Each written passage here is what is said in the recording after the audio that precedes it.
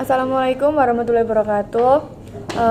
Saya dari kelompok 8 ingin menyampaikan isi buku yang berjudul Morfologi Tumbuhan karya Gembong Citra Supomo, dan kami menyampaikan bab 3 terkait batang. Menurut buku tersebut, batang itu mempunyai beberapa tugas. Yang pertama yaitu tugasnya untuk mendukung tumbuhan yang ada di atas tanah, yaitu daun, bunga, dan buah.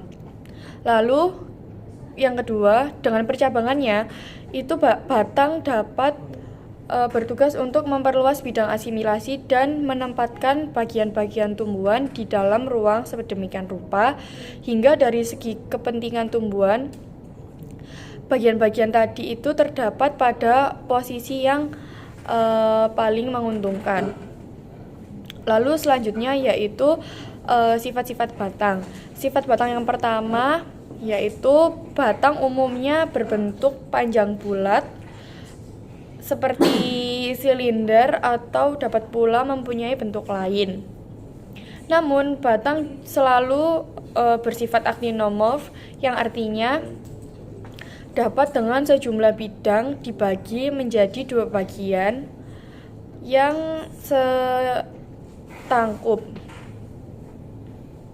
Lalu sifat yang kedua yaitu batang terdiri atas ruas-ruas yang masing-masing ruasnya itu dibatasi oleh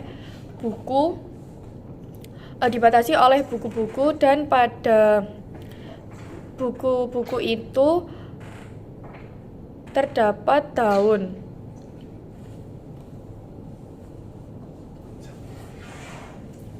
Lalu sifat batang yang ketiga yaitu tumbuhnya biasanya ke atas menuju cahaya atau matahari. Nah, hal tersebut biasanya disebut bersifat fototrop atau heliotrop. Lalu sifat yang keempat yaitu batang selalu bertumbuh panjang di ujungnya. Oleh karena itu, dikatakan bahwa batang mempunyai tumbuhan yang tidak terbatas karena arah pertumbuhannya tadi. Lalu sifat yang kelima yaitu batang mengadakan percabangan, sehingga selama hidupnya tumbuhan itu tidak digugurkan kecuali kadang-kadang cabang atau ranting yang kecil. Lalu sifat batang yang keenam yaitu umumnya batang itu tidak berwarna hijau kecuali memang umur tumbuhannya itu memang pendek. Nah, seperti rumput atau mungkin.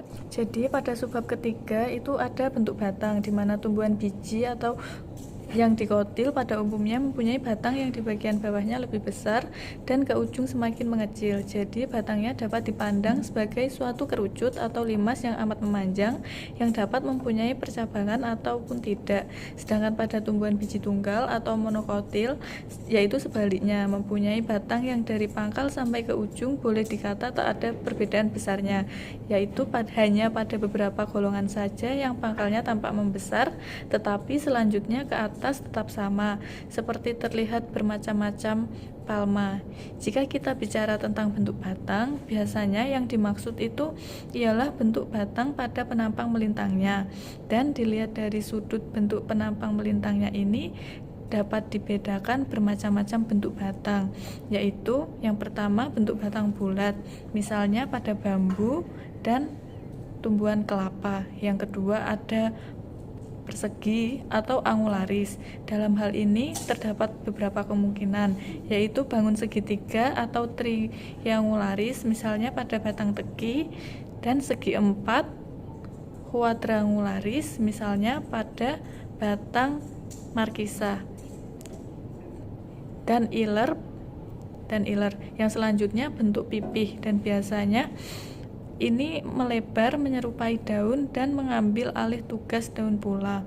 Batang yang bersifat pipih itu dinamakan Phylocladia jika amat pipih dan mempunyai pertumbuhan yang terbatas, misalnya pada tumbuhan jakang dan pada tumbuhan Cladodia. Nah, kemudian jika masih tumbuh terus dan mengadakan percabangan, itu misalnya pada tumbuhan kaktus.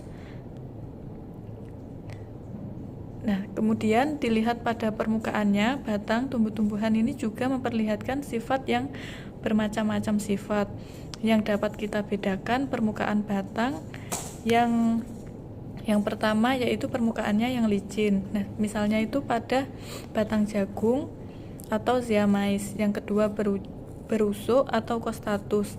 Jika pada permukaannya terdapat rigi-rigi yang membujur, misalnya contohnya pada tanaman iler. Yang ketiga beralur.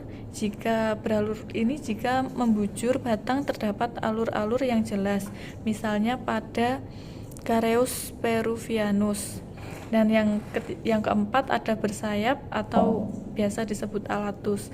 Nah, biasanya pada batang yang bersegi tetapi pada sudut-sudutnya terdapat pelebaran yang tipis.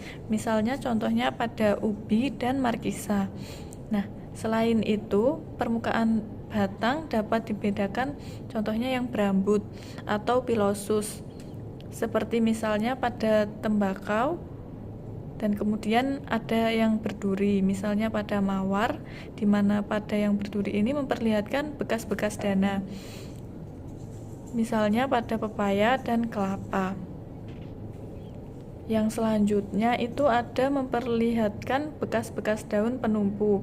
Misalnya contohnya pada tanaman nangka, keluih. Dan yang terakhir itu memperlihatkan banyaknya lentisel, misalnya pada senggon. Dan yang terakhir keadaan-keadaan lain, misalnya lepasnya kerak. Baik, selanjutnya adalah arah tumbuh batang. Walaupun seperti telah dikemukakan, batang umumnya tumbuh ke arah cahaya, meninggalkan tanah dan air. Tetapi mengenai arahnya dapat memperlihatkan variasi dan bertalian dengan sifat ini dibedakan batang yang tumbuhnya pertama tegak lurus atau erectus, yaitu jika arahnya lurus ke atas, misalnya pohon pepaya. Lalu kedua ada menggantung, dependens atau pendulus. Ini tentu saja hanya mungkin untuk tumbuh-tumbuhan yang tumbuhnya di lereng-lereng atau tepi jurang, misalnya Zebrina pendula, atau tumbuh-tumbuhan yang hidup di atas pohon sebagai epifit, misalnya jenis-jenis anggrek tertentu. Lalu yang ketiga ada berbaring atau humifusus. Jika batang terletak pada permukaan tanah, hanya ujungnya saja yang sedikit membengkok ke atas, misalnya pada semangka. Lalu yang keempat ada menjalar atau merayap, nama ilmiahnya repens. Batang berbaring tetapi dari buku-bukunya keluar akar-akar, misalnya batang ubi jalar. Lalu kelima ada serong ke atas atau condong, ascendens. Pangkal batang seperti hendak berbaring tetapi bagian lainnya lalu membelok ke atas, misalnya pada kacang tanah. Dan keenam ada mengangguk atau nutans. Batang tumbuh tegak lurus ke atas, namun ujungnya lalu membengkok kembali ke bawah, misalnya pada bunga matahari, nama ilmiahnya Helianthus annus. Lalu yang ketujuh ada jenis batang memanjat, nama ilmiahnya Scandens, yaitu jika batang tumbuh ke atas dengan menggunakan penunjang. Penunjang ini dapat berupa benda mati ataupun tumbuh-tumbuhan lain, dan pada waktu naik ke atas batang menggunakan alat-alat khusus untuk perpegangan pada penunjangnya ini, misalnya dengan akar pelekat, contohnya pada tanaman sirih, piper beetle. Terus akar pembelit, misalnya ada panili atau nama ilmiahnya Vanilla planifolia. Terus ada cabang pembelit, misalnya pada anggur, Vitis vinifera. Terus ada juga daun pembelit atau sulur daun, misalnya kembang sungsang, Gloriosa superba. Dan tanggai pembelit, misalnya pada Capri, Pisum sativum. Dan juga ada duri, misalnya pada mawar, Rosa sp. Bougainville. Terus juga duri daun, misalnya pada rotan, Calamus caesius. Dan kait atau misalnya gambir, Uncaria gambir. Terus ada kedelapan ada membelit, volubilis. Jika batang naik ke atas dengan menggunakan penunjang seperti batang yang memanjat, namun tidak dipergunakan alat-alat yang khusus, melainkan batangnya sendiri naik dengan melilit penunjangnya. Menurut arah melilitnya, dibedakan lagi batang yang membelit ke arah kiri atau sinistrosum volubilis. Jika dilihat dari atas, arah belitan berlawanan dengan arah putaran jarum jam. Dapat pula dikatakan demikian jika kita mengikuti jalannya batang yang membelit itu. Penunjang akan selalu di sebelah kiri kita. Batang yang membelit ke kiri, misalnya pada kembang telang, nama ilmiahnya Celitoria ternate. Terus ada yang membelit ke arah kanan, contohnya pada nama ilmiahnya Dextrosum volubilis jika arah belitan sama ke arah gerakan jarum jam, atau jika kita mengikuti arah belitan, penunjang akan selalu di sebelah kanan kita. Terus batang tumbuhan yang membelit ke kanan tidak banyak ditemukan. Contoh tanamannya itu agadung atau nama ilmiahnya Dioscorea hispida. Yang terakhir yaitu percambangan pada batang. Batang suatu tumbuhan ada yang bercabang, ada yang tidak. Yang tidak bercabang kebanyakan dari golongan tumbuhan yang berbiji tunggal seperti Monocotyledoneae, misalnya jagung, ziamel. Umumnya pada batang memperlihatkan percabangan entah banyak entah sedikit. Cara percabangan ada bermacam-macam.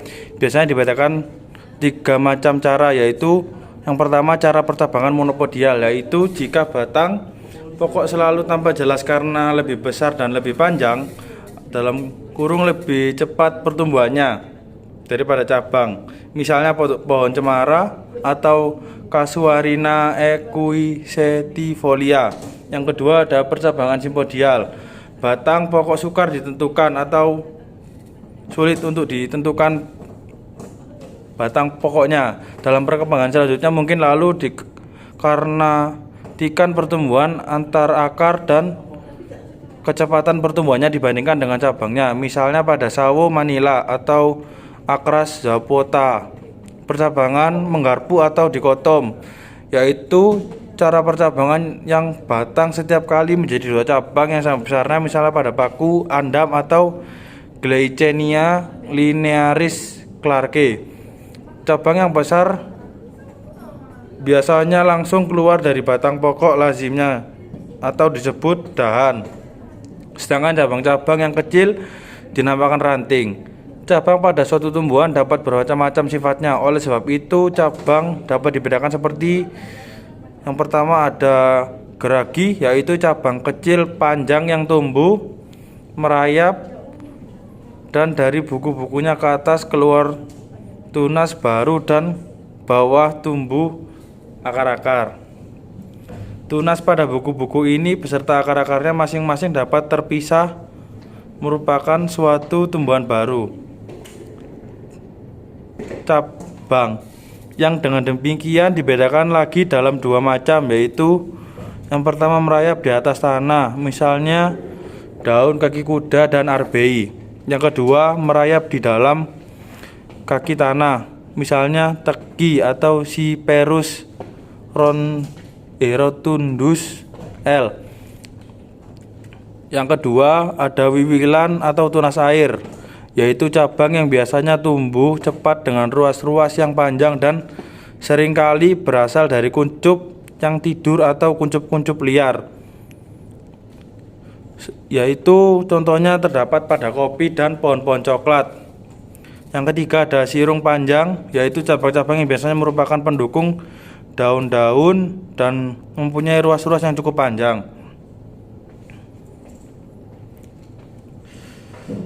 Pada cabang-cabang ini tidak pernah dihasilkan bunga, oleh sebab itu sering disebut pula cabang yang mandul. Yang keempat, sirung pendek atau virgula, yaitu cabang-cabang kecil dengan ruas-ruas yang pendek yang selain daun, biasanya merupakan pendukung bunga dan buah. Cabang yang dapat menghasilkan alat perkembangbiakan bagi tumbuhan ini disebut pula cabang subur atau fertil. Cabang-cabang pada suatu tumbuhan biasanya membentuk sudut tertentu dengan batang pokoknya. Bergantung pada besar kecilnya sudut ini, maka arah tumbuh cabang menjadi berlainan.